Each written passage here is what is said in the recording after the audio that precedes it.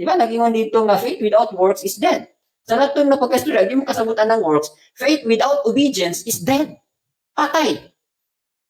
Nato pa, tinuod ka nga, nagtuo ka kang Yeshua, naagi kay obedience, naagi kay works. So, kung nato, so muningon diri nga, ang trabaho sa pagtuo sa kinabuhi sa mga magtutuo, kaning believer's life, apil na ning general na ang gisgutan diri ha, dili lang ni usa lang ka stage sa believer ano, believer padulong ning follower, worker, tanan nga nagtuo, so mo na ning iyahang trabaho. Okay, totally obedient to Elohim. In what way? By obeying Yeshua. Okay, kita nato sa John 3:35-36, makibasa. Okay, di ba? Ingon diha. Kinsa tong John 3:35 klaro ha. The Father loves the Son, has given all things into the Son. He who believes in the Son has everlasting life. Kanang word nga unsa may definition siya sa faith o sa belief? Belief.